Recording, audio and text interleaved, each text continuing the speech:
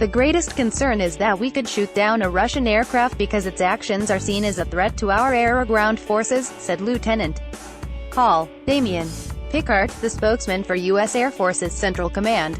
As coalition leaders have repeatedly said, we're here to fight ISIS, not the Russians or anyone else, he added.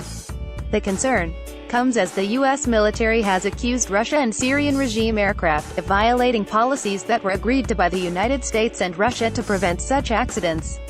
We saw anywhere from 6 to 8 incidents daily in late November, where Russian or Syrian aircraft crossed into our airspace on the east side of the Euphrates River, Pickard said. Over the past week or so it has decreased slightly, but the frequency of encounters remains a concern that we address in the daily deconfliction calls, Pickard added, referring to the pre-established hotline that allows military officers from Russia and the US-led coalition to talk to each other.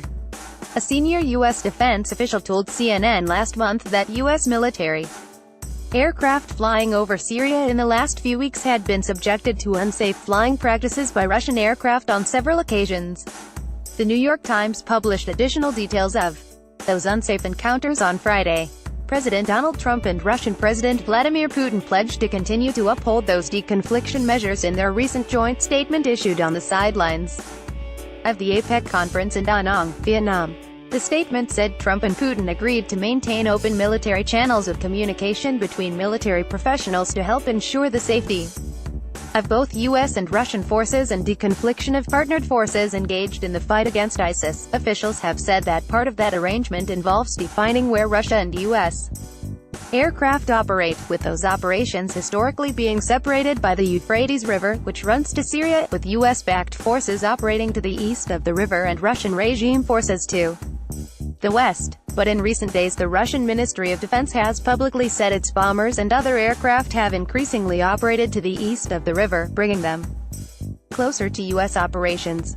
Pickard said the area where most of the concerning encounters have occurred is in the airspace over the middle Euphrates River valley between the Syrian town of Ma'aden and the Iraqi border, where the U.S.-backed Syrian Democratic Forces and Iraqi government troops are fighting the remnants of ISIS. He added that this area is where we aim to annihilate as many of them as possible, referring to the ISIS fighters.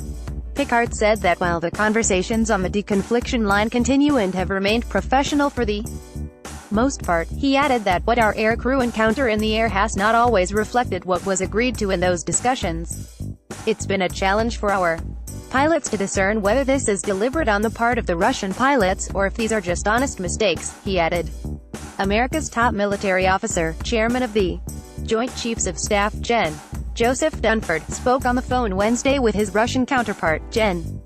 Valery Gerasimov, according to a spokesman for the Joint Staff. However, the spokesman would not offer details as to what was discussed. Both have agreed to keep the details of their conversations private, U.S. Navy CDR John Favier said.